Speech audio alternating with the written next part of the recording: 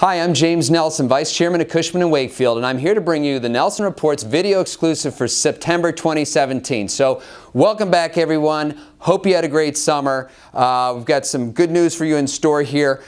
In my current monthly blog, the title is Don't Get Caught Staring in the Rearview Mirror. Okay, don't get caught staring in the rearview mirror. We're going to talk about a little bit about the 1H17 numbers, which many of you might be panicking about, but more importantly, we're going to talk about what's going on today and where are we headed. Okay, so Cushman & Wakefield's first half 2017 report for New York City.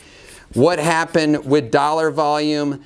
Down 43% over last year for an annualized $32.9 billion. Well off the peak in 2015, which was $77 billion.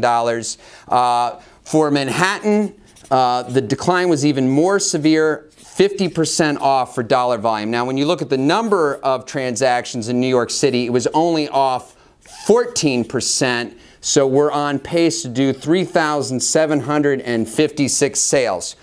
Why was this? The average sale was $8.8 million citywide versus last year's $13.2 million. And it's really, when you look at why 2015 had the sales volume it did, back then there was $10 billion plus sales, okay? Whereas year to date, we've only had 2 of these billion-dollar sales. So that helps explain right here.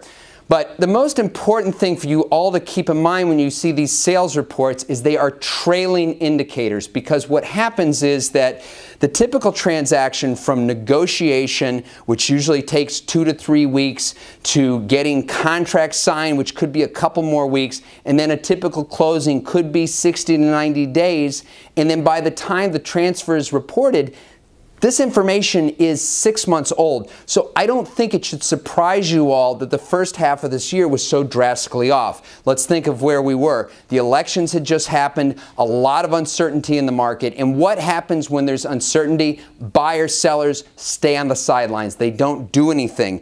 And, interestingly enough, the last 2 post-elections, and we're talking 1H13, well, guess what? Sales volume was off 33% that year, and the beginning of the first half of 2009 off a shocking 82%. Now, look, you could say, James, 1H13, that was right after the mass sell-off at the end of 2012 when the capital gains taxes went up. I mean, clearly 2009, we were in the depths of the recession, but it is not unusual that after an election you're going to see a slowdown. So what are people realizing now? That look, the world is not over, things are stable, New York is still a great place to invest. I'm not going to undermine what's happened in the land market, which, lack of financing, lack of tax abatements at the beginning of this year, which hopefully we're over. Retail, I don't have a good answer for you there yet, certainly with the effects of e-commerce. But look, interest rates are still very low. We've seen multifamily perform very well. We're even seeing bidding wars today. Office market still very strong. And, as a result, though, we are starting to see some cap rate expansion. So New York City cap rates went from 4.48%, I know it's negligible, but up to 4.58%. And when you look at Manhattan, we're talking about 3.72% to 3.94%. So investors are saying, look, we need a little bit more yield with everything going on. But look, there is a buying opportunity right now. There is actually, if you look at the historical spread of cap rates over 10-year treasuries, we're an all-time high dating back to 2002. So there is a 2.94% spread over the 10-year treasury when you are comparing Manhattan office cap rates to 10-year treasuries. So this would signal, look, this is an opportunity where you can really get a great cash-on-cash return. Now, meanwhile, we have seen prices at an all-time high. So New York City prices now at an average of $570 per square foot. That's a 7% increase. Manhattan, look at this, $1,483 a square foot, a 2% increase. Now, this number is always a little bit misleading because you've got some retail sales that are outliers that really drive up this price.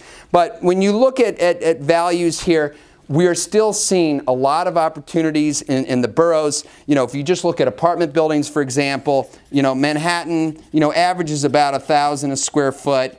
You know, you've got Brooklyn, which is on average $400 a square foot.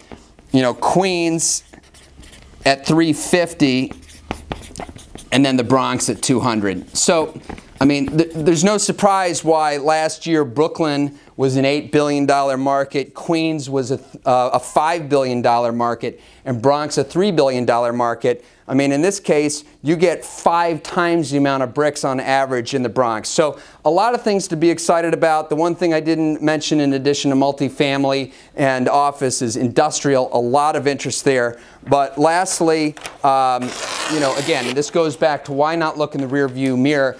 What we're really seeing as far as real-time activity is contracts being signed. In fact, this past month in August, my team signed 3 contracts. That's as many contracts that we signed in the first quarter of the year. So investors are back, they're transacting. So I would encourage you all to get off the sidelines if you've been waiting, because if you think back to the first half of 2009, the first half of 2013 after those elections, what happened right afterwards was a huge run up in values and a huge run out in volume. So you certainly don't want to miss this opportunity. One last great piece of news I want to leave you with, job growth. Look at this. New York City, May to July of this year, 53,000 jobs added. This is the highest since 1980. So again, hope you all were able to take away some good points from this talk, and we'll look forward to being in touch with you soon. Thanks so much.